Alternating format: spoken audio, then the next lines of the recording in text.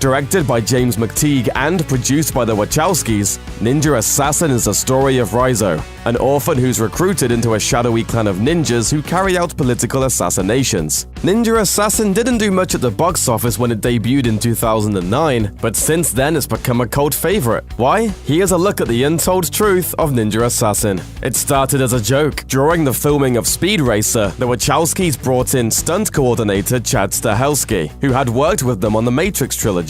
While working on a fight scene that involved Korean pop star Rain, Stahelski had an epiphany. Telling Spire magazine, "We always kind of had a running joke with the Wachowskis about making a kick-ass ninja movie. We told them we found our ninja and brought Rain in to do a fight sequence. And everyone was like, holy sh*, this guy is good." Within a few months, that running joke was in production under the title Ninja Assassin.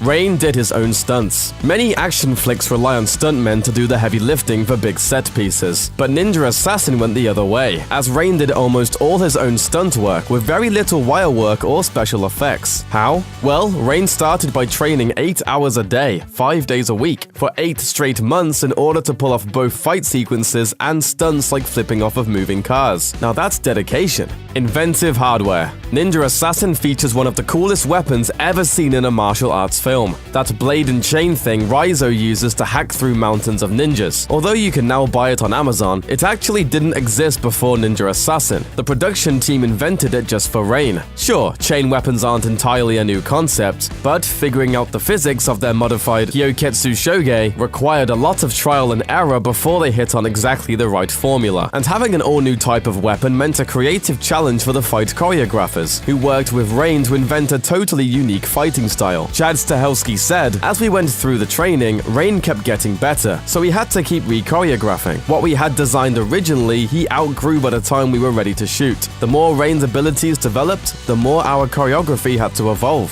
53-hour script. No movie works without a good story, which is why most scripts are in development for months. Then there's the script for Ninja Assassin, which Babylon 5 creator J. Michael Straczynski wrote in just 53 hours flat. That speed was required because with just 6 weeks left until filming was set to begin, the Wachowskis decided to scrap the scripts they already had. According to Straczynski, after the Wachowskis called him, he went home and put on a pot of coffee and wrote essentially a whole new script in 53 hours. When a friend calls you and says they're in trouble, you do what you have to do.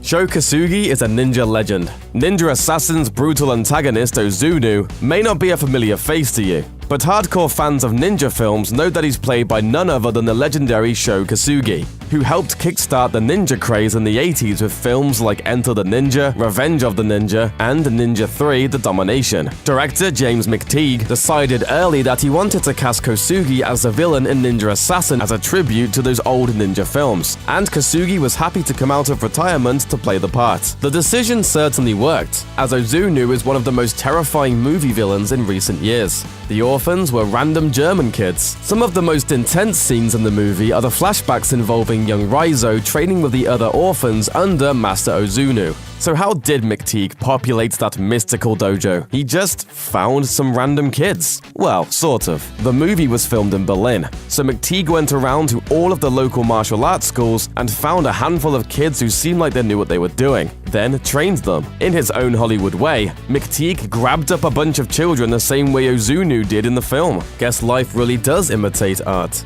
The blood was styled like anime. Ninja Assassin has a lot of blood, but there's a certain art to making all that gore look good. In fact, McTeague studied classic anime hits Ninja Scroll and Samurai Champloo to perfect the stylized look of the blood. After all, as McTeague puts it, what's a ninja movie without blood, right? Amen to that. A real heartbreaker. In the opening scene of Ninja Assassin, an old tattoo artist explains that he's seen the Ninja Assassins once before, and the only reason he's still alive is because his heart is on the wrong side of his chest. When the ninja stabbed him in the heart, they missed. It may seem like a goofy gimmick, but that heart on the wrong side thing is totally real. It's called situs inversus, and it happens when a person's internal organs are flipped around to the opposite side of the body. It's pretty rare, so yeah, the chances of two people who were targeted by the same ninja clan having the same medical condition is a stretch, but it's not impossible. Even some celebrities, like singer Enrique Iglesias, have situs inversus. So say what you want about Iglesias, but the guy's pretty much immune to ninjas. Thanks for watching. Click the looper icon to subscribe to our YouTube channel. Plus, check out all this cool stuff we know you'll love too.